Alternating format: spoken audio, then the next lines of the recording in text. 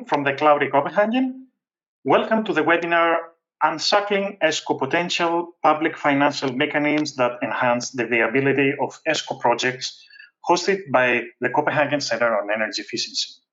My name is Aris. I'm working as a program officer at the Copenhagen Center, and I will be the moderator for today's webinar. A couple of things before we move to the main content of our webinar. The webinar is going to be about 60 minutes long, including time for Q&A at the end. In case you cannot stay until the end or want to get back to our presentations, all the materials and the recordings of the whole webinar will be available online in a few days. Before we start discussing about today's topic, I would like to inform our attendees that we comply with the General Data Protection Act, also known as GDPR. This means that your personal data, such as name, email, and workplace, is safely processed and stored, and all of your rights pursuant to the GDPR are respected. You have full access to the data being processed about you, and at any time you can request that inaccurate data be deleted or rectified. For access or further information, please contact with the people that are presented here. A few things about the Copenhagen Center. The Center conducts research and advisory activities in the field of energy efficiency and serves as Energy Efficiency Hub for the Sustainable Energy for All initiative. The Center has an established network of global, regional, and national partners with a broad range of stakeholders to help accelerate the implementation of energy efficiency activities. On a regular basis, the Global ESCO Network will be conducting webinars. All materials, including recordings and presentations from previous webinars, can be found on Global's ESCO Network library under the webinar section. The material of today's webinar will be uploaded shortly, but until then, you can check the previous ones. Now I would like to briefly introduce the speakers of today's webinar.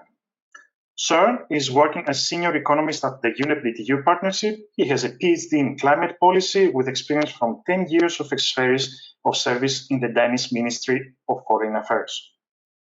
Alex is the co-chair of Asia Pacific ESCO Industry Alliance. For the last two decades of Alex's 36-year professional career has been dedicated to growing energy efficiency and other clean energy technology deployment in 14 Asian markets.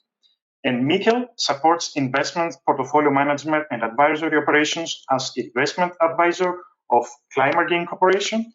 He specializes in investments due diligence, market assessment, risk analysis, and financial modeling. Finally, I would like to inform that you can send us your questions during the presentations using the dedicated icon, and we will do our best to answer as many as we can at the end. Please do not forget to mention the name of the panelist that the question is for. Now, I would like to give the floor to my colleague, Søren. Søren, you have the floor. Thank you very much, Aris. Let me also welcome you all warmly to this webinar on behalf of the Global ESCO Network. My name is Søren Lytken. I'm co-chairing the network, which is running a series of webinars, as Aris just said, based on a signature publication that we came out with last year in December, which contains 10 articles on diverse subjects, all related to ESCOs, and on the basis of which we are running this series of webinars. That means that today's webinar, or the basis for today's webinar, can be found in this publication together with the basis for the earlier webinars we've been running, as well as the remaining webinars for the rest of the year. They're all based on articles by the speakers on the webinars in this publication. So you can find this publication also on the website that Aris just mentioned to study further background. The Global ESCO Network was established just a bit more than a year ago with the vision to be a global driver and inspire government actions for scaling up the contribution of ESCOs to the global response for mitigation the threat of climate change. That means our vision is specifically related to the climate change agenda and bridging the gap between the energy efficiency agenda and the climate change agenda, which we have been observing for a while. The link between the two could be much stronger, and we think that the ESCO is the link, and that is what we're trying to promote through advocacy in global fora, particularly, of course, global fora related to climate change, and that includes also the COP26 in Glasgow, where we will be represented by our hosting organization, the Viability Partnership, which is also participating there. So we are starting the work to support that, which is, first of all, and I should mention that we're a network of networks. So we are not organizing ESCOs, but we are organizing ESCO associations. So in that way, we're not taking over, or we're not trying to take over the good work of national ESCO associations, but we're trying to reinforce the work and lift it to a global level by organizing the ESCO associations and using their support to bring the ESCO agenda forward. One of our first tasks is a mapping of or benchmarking of framework conditions for successful operation of ESCOs in order to document the benefits of applying ESCO principles in business and policy development, to bring that as a basis across to the policymakers that are engaging in climate policy. As I mentioned, we started a bit more than a year ago, and this is a map of our reach so far. All the colored countries here are countries with an ESCO association. The green are the associations that have partners with us. The blue are those that are still outstanding. Australia is on the way in. You can see there are two different colors. The darker green is represented by APEA, the Asia Pacific ESCO Industry Association, which Alex, who's speaking today, is chairing. So these associations are members through APEA. So you can see we are pretty global already by now. We have only a few countries to go before we can say that we're actually covering all. That, of course, is what we aim at. The more we are, the stronger our voice in international fora, and that is, of course, what we're aiming for. As I mentioned, we have been running webinars for all of 21. This is our 7th. We have another 3 to go. This is the agenda for the rest of the year. You can find more details on our website, the globalesconetwork.org. And without further ado, I hand over the mic to Michael and Alex. Thank you very much. Thank you very much, Søren.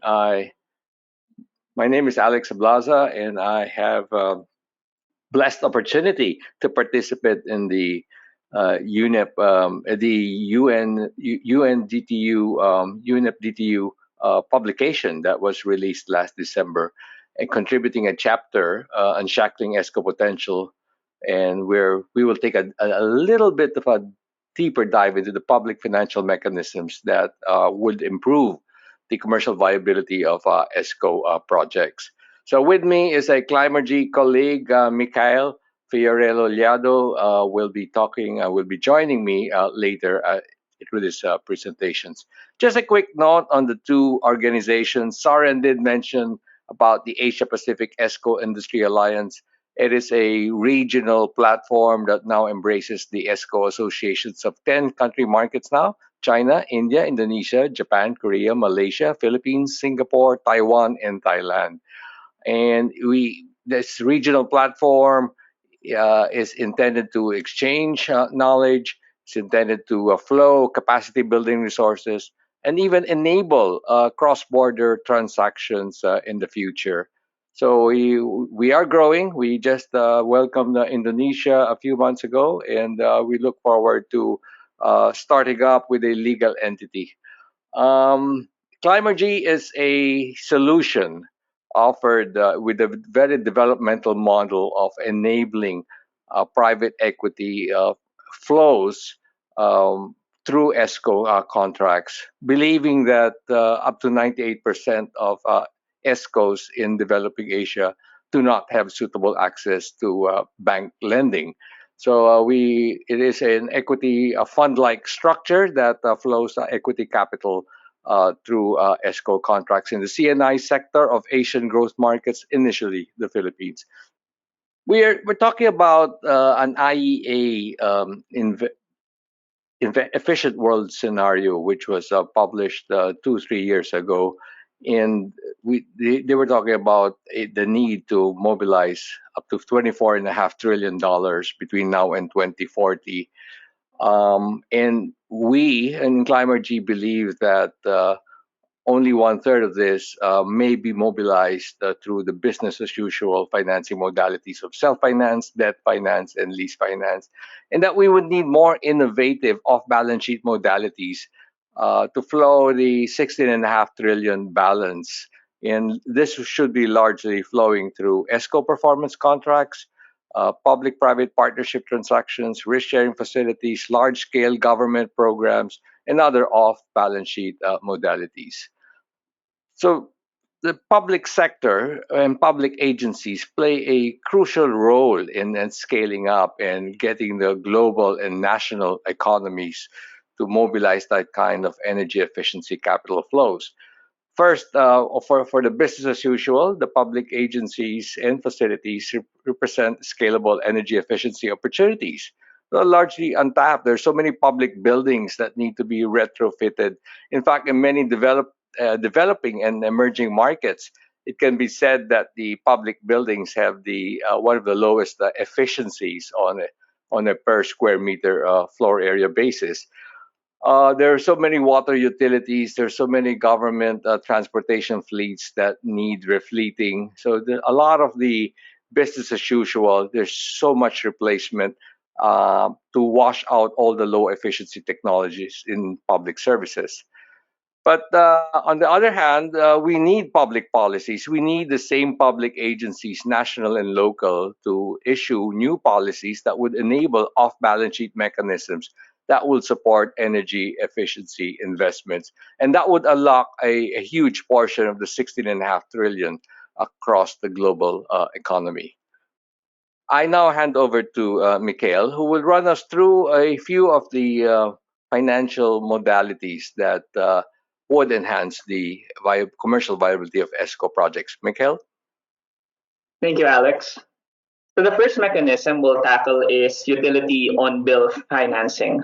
It is a system wherein a public utility adds a surcharge or tax to bills received by their customers. Now, funds pooled from these surcharge proceeds are then used to finance energy efficiency projects, or simply EE projects, for the benefit of the utility's customers. Typically, the surcharge fees are calculated such that they are less than the energy savings realized by customers participating in the program. That share of energy savings paid back to the utility is then bundled with the cost of electricity already being paid for by the customers. And this bundling mechanism effectively reduces the credit risk incurred by the public utility on its EE projects. By the very nature of on-bill financing programs, risk is diversified across a portfolio of projects. And as a result, EE projects are easily scalable, and smaller projects that would not have been considered bankable in isolation would then be viable in a portfolio context. A potential catalyst to the success of on-bill financing programs is public utilities' access to customer data. Patterns on energy consumption behavior, especially when bolstered by smart metering, can be leveraged to tailor-fit EE solutions to customers' needs. Payment histories and track records can feed into customer screening criteria for offering EE financing, such that the customer credit risk is reduced even further at the aggregate. It is important to note that public utilities do not need to provide the EE technologies themselves and could opt to partner with ESCOs. To ensure the sustainability of on-bill financing programs, public utilities should be legally allowed to earn a reasonable profit on their EE projects. On the flip side, the effective interest rate imbued into the surcharge fees should also not be too high that customers will be dissuaded from participating. And in fact, this is a scenario that we've seen in the Green Deal program in the United Kingdom. Critically, utilities billing infrastructure should be capable of bundling payments and tracking surcharge collections. One such on-bill financing program that we've seen is the COSIP program in Brazil, which is a municipal legislated on-bill system. Revenues from the COSIP program are used to modernize public lighting. And since utility collections are already committed to these street lighting projects, contracted ESCOs enjoy the lower credit risk passed on to them by the collecting utility. Moving on to the United States, there is also the HouseMart program offered by the Midwest Energy Company to its customers. Proceeds from multi-surcharge finance improvements in commercial lighting, HVAC retrofits, and insulation-related improvements.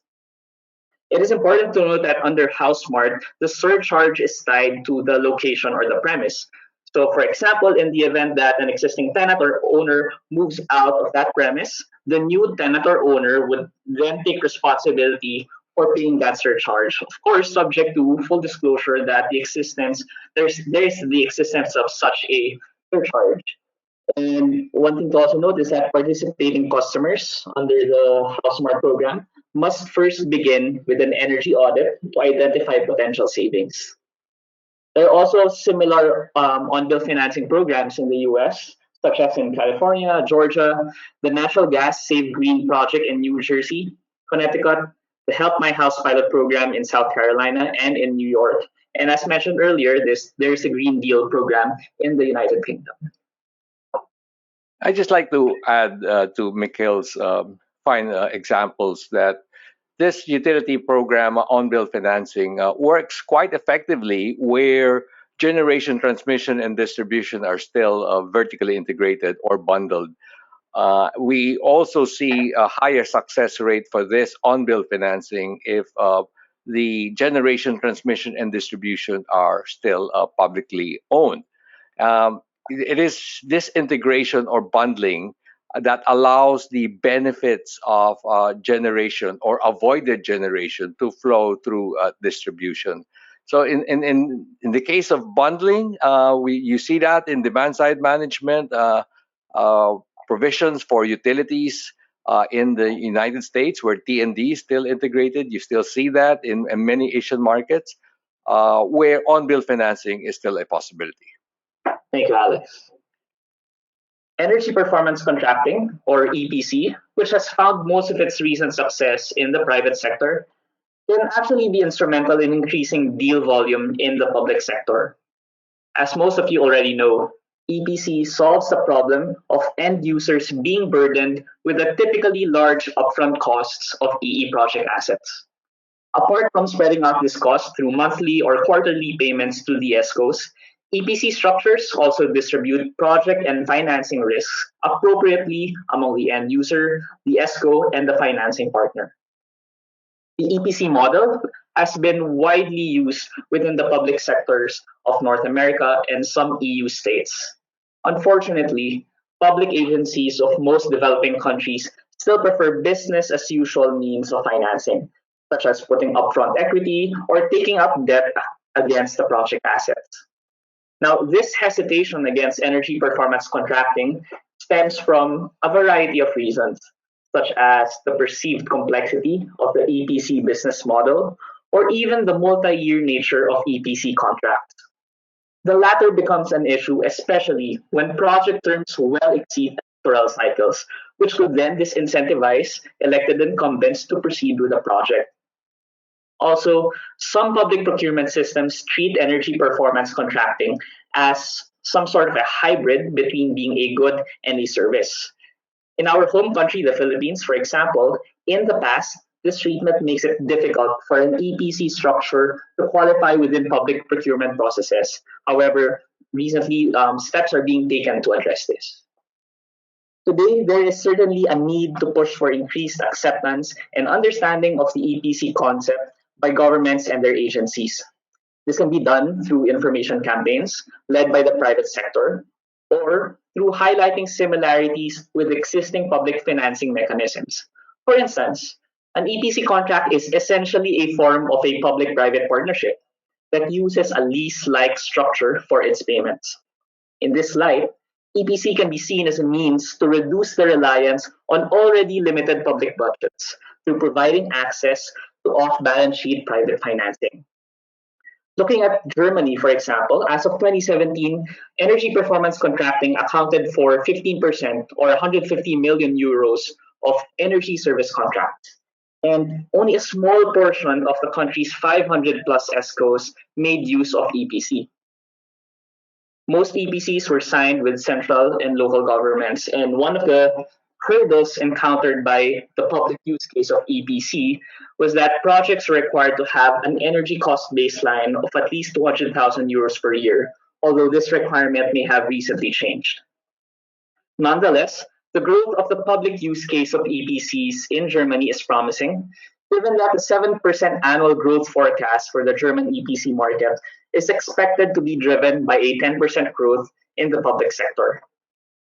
Now, taking a broader view on Europe, the 2020 GRC Science for Policy report on EPC in the EU public sector indicates that an acceleration of EPC public use is expected through 2023 from Finland, Poland, and Spain, while countries that are expected to maintain their current growth trajectories include Belgium, Croatia, Ireland, Italy, and Slovakia. And some of the identified key barriers that still remain include insufficient understanding of performance guarantees and quality assurances under EPCs, the presence of subsidized electricity tariffs, which dampen project returns, and the lack in adoption of energy-saving practices in the public sector.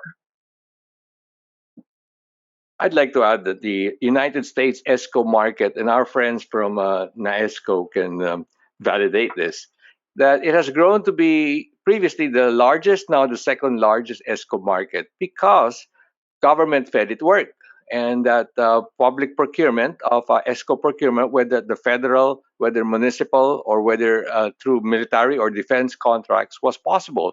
Multi-year contract and the ability to tap savings and not revert to national treasury were all possible under U.S. procurement rules. So it's an inspiration that 95% of a 7 billion market was awarded by government. And that is an extreme case, but certainly an inspiration for many governments. Thank you, Alex. And we see that the public sector is an excellent means to drive in volume into a young ESCO market. And once there is deal flow to increase the consciousness of the value of energy efficiency projects, we hope that this might cause some leakage and cause increased deal flow in the private sector as well.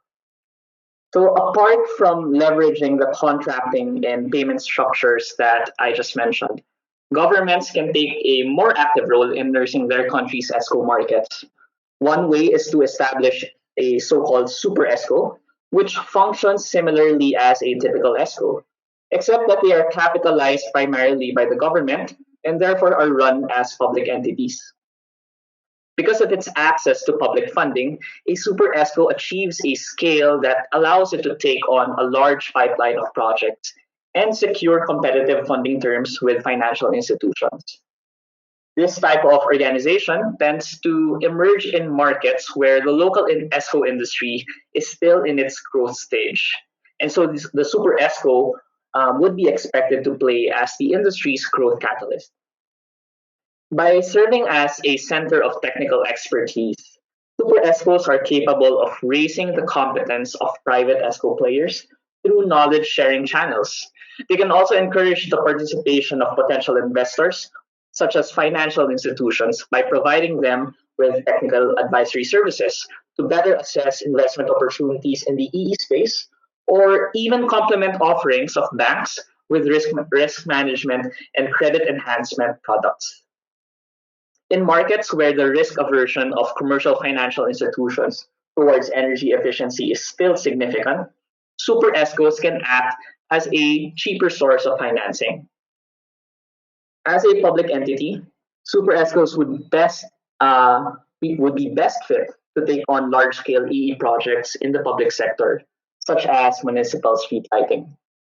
In cases wherein public procurement systems could not accommodate energy performance contracting, super ESCOs might be able to leverage its government-owned nature to create pathways around these restrictions.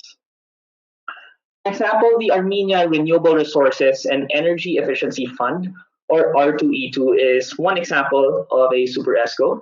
It's a autonomous non-trade legal entity mandated to promote EE development, stimulate investments, and develop mechanisms to increase energy security and reliability. And in 2019, R2E2 invested over $4 million in EE projects across 64 public facilities. On top of that, it also conducted public awareness campaigns highlighting the need for EE investments. Moving over to the Middle East, there's also the Tarshid, which is regarded as Saudi Arabia's national ESCO and is fully owned by the Public Investment Fund, or PIF, which is one of the largest sovereign wealth funds in the world. Launched in 2017, the Tarshid aims to be a pioneer in the country's EE industry through focusing on building retrofits and street lighting retrofits while leveraging a shared savings contracting model. And through the Saudi Energy Efficiency Program, the Super ESCO targets to reduce energy consumption in the public sector by 8 terawatts, equivalent to $660 million in annual energy savings. It would be very interesting to see in the diagram on the left-hand side of the screen that the Super ESCO here really takes on two roles. Here, first, it enables, by the term of Super ESCO, it enables privately owned ESCOs with debt and equity and maybe capacity building resources. But its second role, if you look at the lower right-hand side of the diagram, it's a direct ESCO to public end users. So for municipal street lighting, for public buildings, it can perform the function of a public ESCO. So this is a dual role for Super ESCO, not to be confused with a large-scale government-owned energy efficiency service provider. So in relation to that, if you pay attention to the second bullet point in our enabling conditions, while Super ESCOs can be expected to take on projects themselves, if their role is to nurse a young ESCO market into being a more mature market, there has to be a balance such that the projects taken on will not be in competition with smaller private ESCO players that would somehow inhibit their growth. So this is one thing that should be taken into account when establishing a Super ESCO. Now, without having to modify contract structures or creating new players in the market, governments could also stimulate investments in ESCO projects through providing ways to lower the cost of project financing. Long-term sources of concessional financing have been catalytic in young ESCO markets, where the achievement of acceptable project returns is critically dependent on securing below-market costs of financing that most banks and commercial lenders are unable to offer. In most developing markets, multilateral development banks, or MDBs, established funds aim towards financing private-led infrastructure. Facilities such as the LEAP Fund of the Asian Development Bank or the Green Climate Fund, to name a few, help improve the economic viability of qualifying pipelines of EE projects. Investment horizons of these funds tend to span long enough to exceed the average term of an EE project. Other financing sources, such as Official Development Assistance or ODA funds, typically set their interest rates on or below wholesale levels. These lower rates can be bundled with other sources of private or public financing to increase the size of the facility while also ensuring effective rates are still affordable for ESCO borrowers. Take the Shandong Green Development Fund, or SGDF, for example, which is a 20-year, $1.5 billion catalytic fund targeted at climate change mitigation and adaptation measures, which include, of course, EE interventions.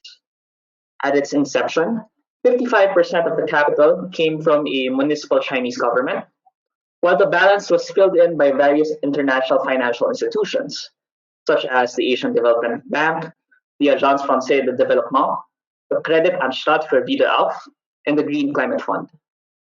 The SGDF utilized a revolving structure to finance as many projects for Chinese ESCOs as possible, and it also served as an anchor investor to attract further investments in the form of private paid-in capital and other sources of concessional financing. Effectively, financing rates offered by the SGDF were at a discount relative to those offered by most commercial banks in the region. In Haiti, a joint facility for financing a solar microgrid project was established using funds from the national government, the Green Climate Fund, and the International Finance Corporation. A little over 50% of the $46 million investment amount came from a 12-year senior loan by the IFC at 7% per annum. GCF covered 18% of the facility with a 20-year subordinated loan at 2% per annum. And the balance was then funded by grants and equity investments from various sources. As a result, the effective interest rate on this facility is 5.7%, which is 130 basis points cheaper than the cost of funds of the facility's senior tranche. I'd like to emphasize that many financing facilities and financial institutions put a larger spread for the borrower class called ESCOs and for the project asset class called ESCO performance contracts or energy efficiency projects, because it's more difficult for them to prepare the transaction, to evaluate an ESCO project. It has smaller loan sizes, and the risk is something that's still very difficult for financial institutions to measure and manage. So it is imperative that they are able to source lower or concessional finance as in their fund sourcing. And this is typically available from climate funds blended with those funds from IFIs and MDBs. Thank you, Alex. Now, in the absence of sub-commercial overseas sources of capital, governments can leverage its internal funds through mechanisms that alleviate the burden of upfront capital of EE projects. One such tool that has been used in countries like Macedonia is budget financing with capital recovery.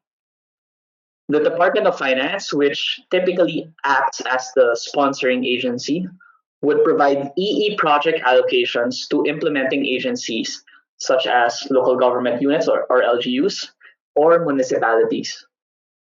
The allocated budget would cover the cost of the energy efficiency project, and then this amount would be repaid to the sponsoring agency in the form of reductions on electricity expense over the succeeding years.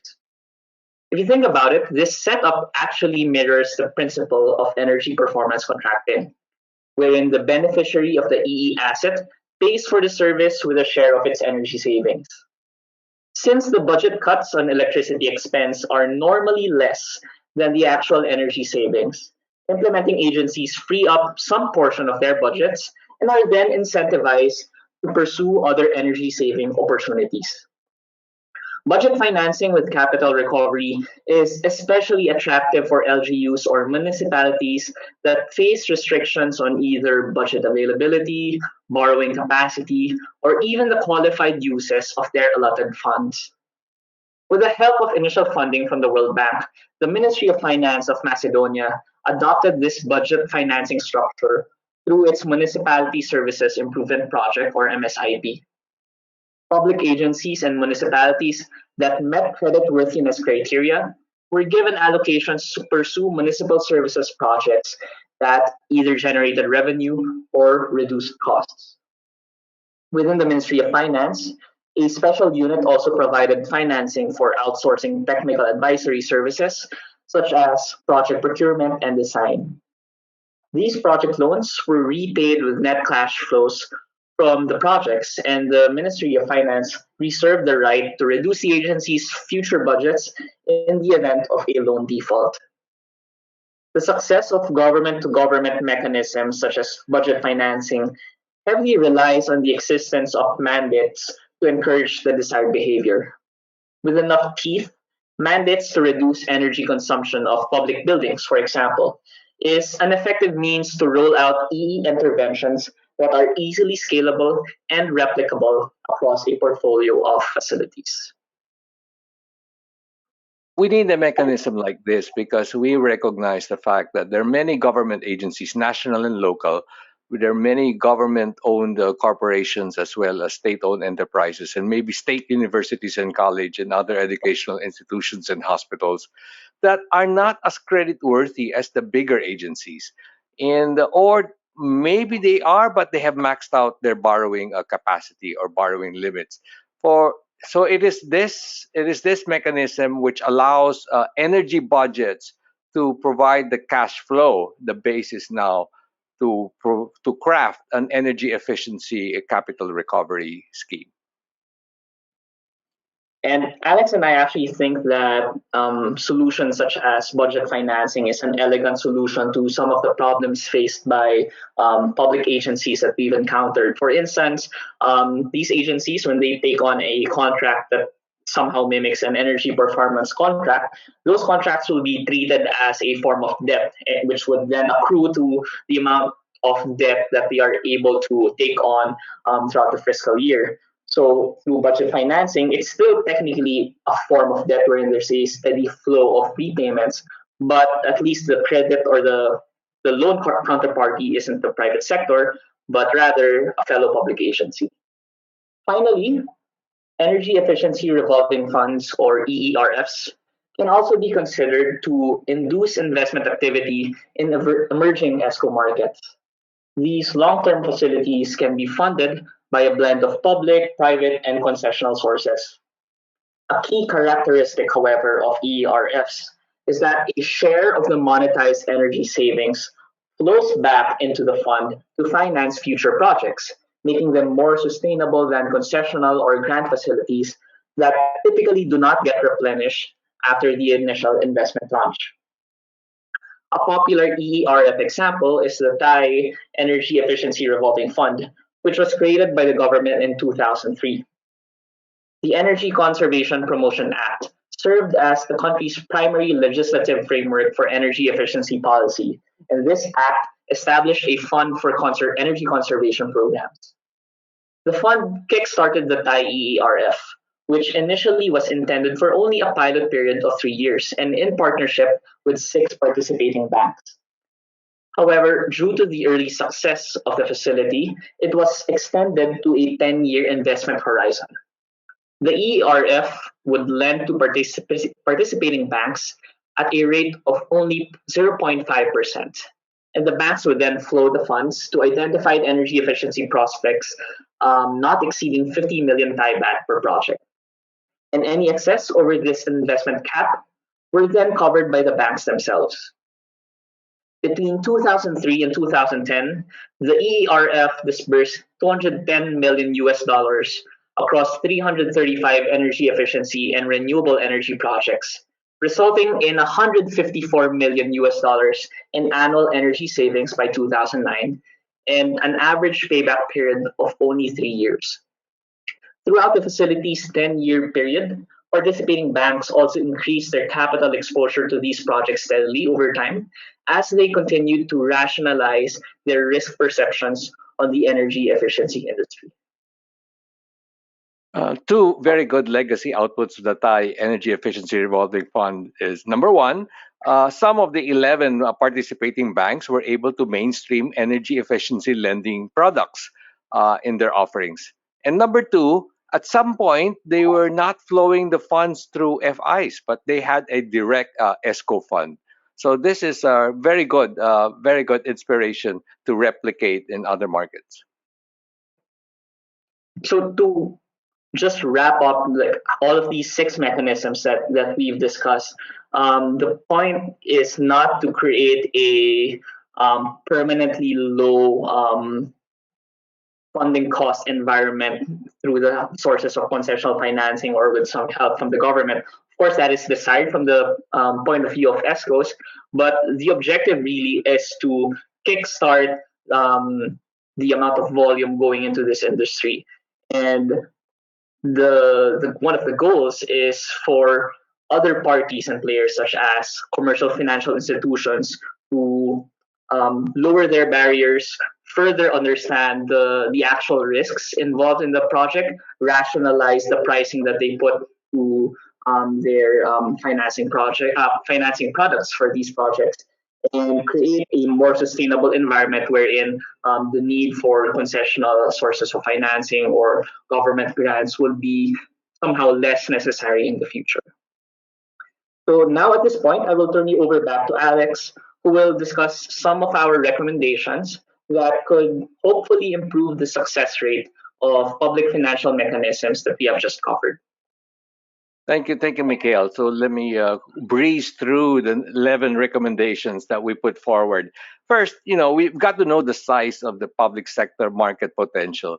And this could be done through market mapping analysis, market assessments that could include not only public sector end use, as well as the less credit-worthy, the smaller energy end users in such market studies. Second is to allocate funding for the preparation of public sector projects. So budgets for investment grade energy audits, budgets for PPP transaction design, budgets for the formulation of large scale government ESCO programs. Third is to assess the existing ESCO industry and identify bottlenecks. Do we need an accreditation? Do ESCOs need help in project development? Are there gaps in the technical capacities and certification of entities, firms, service providers? The fourth is to assess the current environment for the private sector and government lending to ESCOs and estimate the financial intervention. Is there a need to flow concessional finance from IFIs, MDBs, the government from climate funds to achieve the market potential?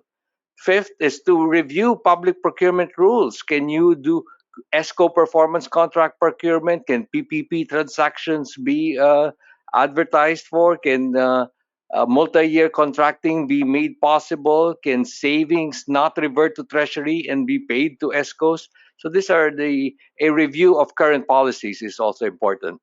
The public-private partnerships, we have to create innovative financial vehicles and structures, whether they be equity funds, guarantee funds, whether they be Super ESCOs, PPPs, or even joint ventures with state-owned enterprises that can enable the public sector and the private sector to work together, flow capital and knowledge capacities through the ESCO business model.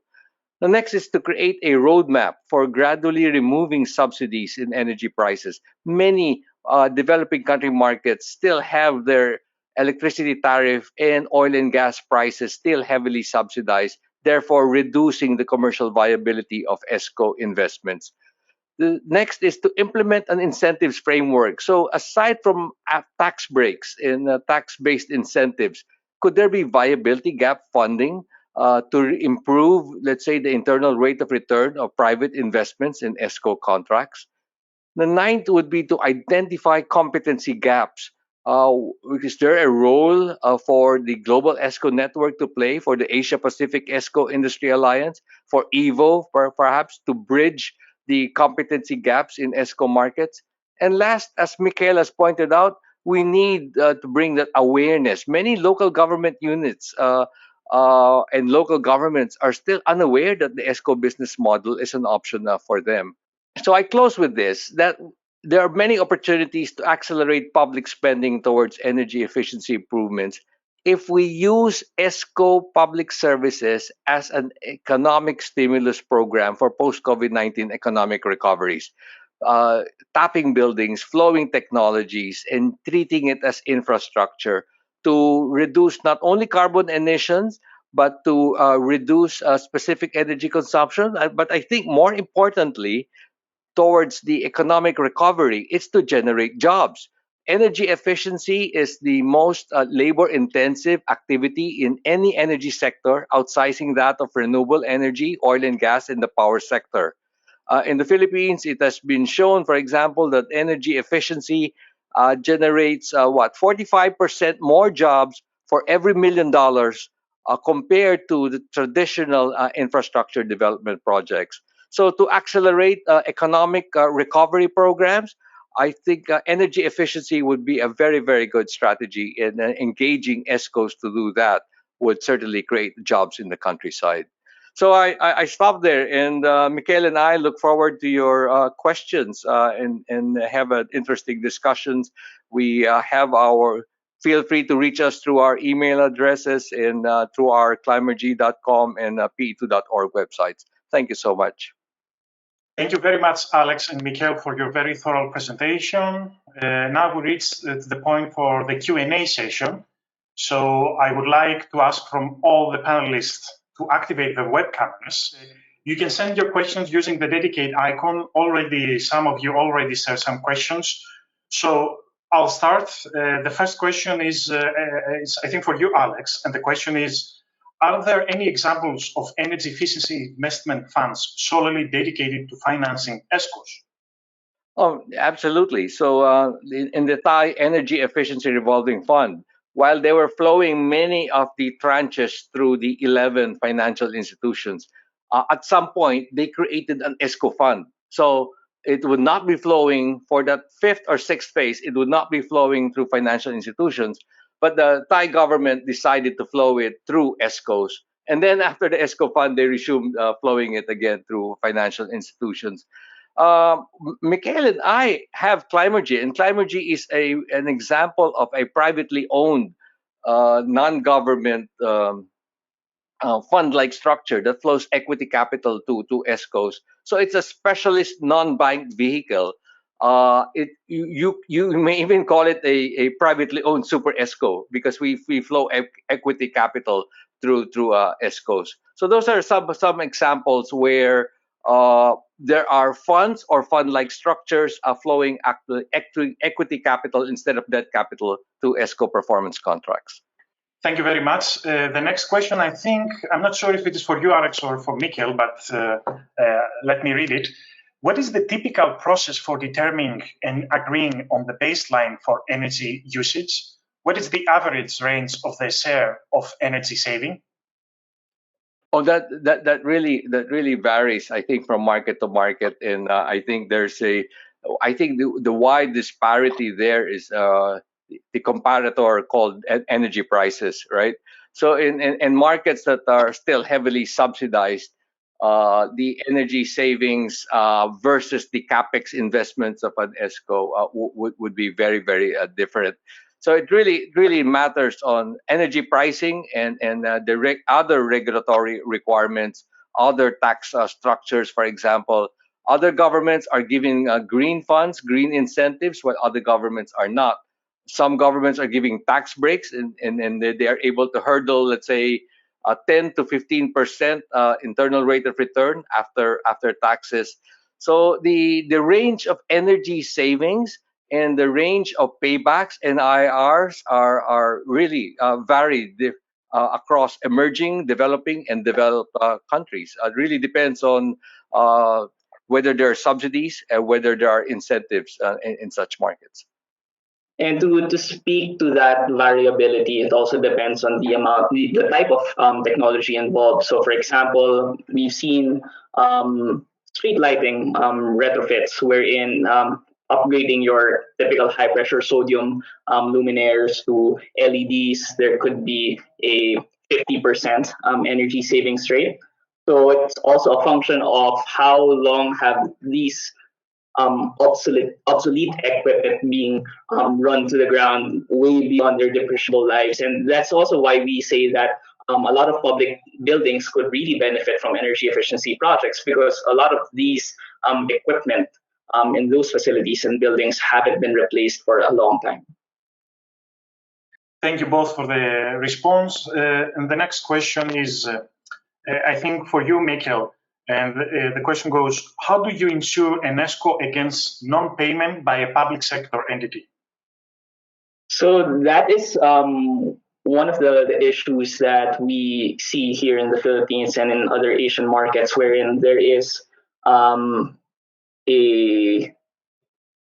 hesitation towards engaging in ESCO projects with the public sector for fear that there will be inability to make that payment, and it's a reality that it hasn't really been solved. But top of mind, one of the things that ESCOs can do to modify their contracts, subject to approval of the public sector entity, is, for example, set up an escrow account. So let's say under the contract, the ESCO requires the public counterparty to put up money amounting to X% of the guaranteed energy savings, and then in the event that timely payment cannot be made based on the regular payment structure, the amount will be drawn from the escrow account. So that's one solution to mitigate credit risk that has worked for the private sector. But of course, it's really a different ballgame when you're speaking to public sector entities, because they are subject to more rules compared to private sector players. I'd like to add to that. In the United States, it's the exact opposite. ESCOs find comfort in government contracts rather than private sector contracts. So it's a strange situation there. Well, in most of developing emerging markets, people they find public sector contracts or more risky because it's not politically insulated. So there are a few solutions here. There are a few solutions. First is to use a government bank to flow much, let's say at least 70% of the credit. If you're an IFI MDB, it's got to be through a sovereign loan. So there's a sovereign guarantee by the national government or the finance ministry. So it's sort of protected. So it would help. It would help if there are also risk sharing facilities and government funds, government guarantee funds, to help in cases of default or political conflicts or politically cost disputes because it's a public entity. So there are solutions to mitigate such credit risk related to ESCO contracts in the public sector. And one more solution that actually is what really Climergy is doing is, if you have all of these, let's say you have a lot of LGUs who want to retrofit their street lighting, instead of talking with each of these LGUs individually and having 5 or 10 contracts with 5 or 10 different parties, if you consider them as a portfolio and you speak to just one counterparty, let's say the national government, you're able to enjoy diversification of that risk. And at least your counterparty risk is reduced by the fact that you're just talking to one person. May I ask add to the question? If you know, either you, Alex, or Michael, what is the default rate normally on a public sector contract? For public public lending for ESCO contracts, we don't have such the database for emerging markets yet, but typically for other private financial institutions in more mature markets, the default rate would be still below the 1% level. So it's still new. It's still new when public financial institutions lend to ESCOs for private, but in private, for private financial institutions, I think for many financial institutions that are able to mainstream ESCO and energy efficiency lending, it's still sub 1% in many cases. Okay, so it's actually not a big issue, even though it's an issue. It's not a big issue. The defaults on public sector. It's not a big issue. Like when I was in the IFC, we were rolling out risk sharing facilities through many tier 1 and tier 2 banks in China, for example, for ESCOs. And the default rate, there was no real first loss to draw from the facility. So there were very, very few defaults across the thousands of loans approved in China when they were lending to ESCOs. Are there any examples of the investment funds that you are mentioning that they build in a guarantee structure against defaults like that? The guarantee fund, there's very little example. It's more of the success of our risk sharing facility. Mikhail did mention the Shandong case, for example, where the Shandong local government put in first loss money, and then they put some climate fund, typically GEF or One Earth Fund or CTF money, Clean Technology Fund money, as first loss. And then you have a multilateral institution like IFC topping up, right, for the junior loss. So you have a risk sharing facility that would increase the comfort and capacity for banks to, number one, lower their pricing, and number two, increase their exposure towards this asset class called energy efficiency, or this borrower class called ESCOs. Thank you. We received another question from one of the attendees, and the question is, in the 6 mechanisms, are there any definitions about ESCO, or any company can apply for this mechanism as a player in each country? I think the general definition of ESCOs there, of course, aside from the fact that they're able to cover the whole gamut or wide array of services from audits to engineering to procurement to installation to operatorship and maintenance.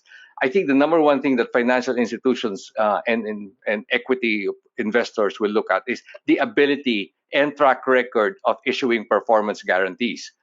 The second is also the capacity to back up their performance guarantees. So sometimes, you can run after the last shirt of the ESCOs and still they are guaranteeing a level of energy performance way beyond the financial capacity of ESCOs. So yes, the credit worthiness of an ESCO is the ability to financially back their performance guarantees, and that is critical, aside from the ability to offer the wide range of services. Yes, and to add to that, the definition of ESCOs tend to be a bit more fluid from market to market. But one of the things that we've seen is it's really a matter of making that jump from being just a provider of the technology to being someone who is able to offer a performance guarantee on what you're offering. And making that jump also entails that certain templates, such as templates for measurement and verification, creating a baseline, or having a template for energy performance contracting. I think those are one of the key conditions into establishing and growing the number of ESCOs in any given market. Thank you very much. I know that we're slightly running over time. I have one more last question for both of you, I think. And the question goes, banks are often skeptical towards ESCO financing. What are the best examples of ordinary bank financing, and what has made the banks confident? Well, the presence of a risk-sharing facility, I think, is a good example, like we did in Thailand, when we pulled in not a bank, but it's another financial institution. It's a Japanese leasing company, where they offered ESCO leasing outside their home country of Japan. And so we offered to share risk with them 50-50 and open their first ESCO leasing market outside Japan, and that was Thailand. So the Japanese company MUFJ Leasing were actually set up their first ESCO leasing operations outside their comfort zone of Japan.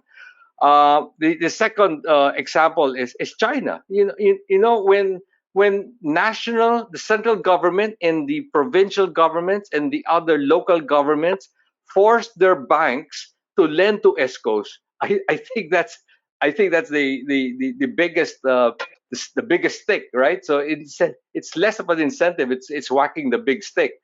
So in China, they were able to deliver a volume of loans to ESCOs because the local governments as well as central government really forced and required their banks to lend to this borrower class called ESCOs.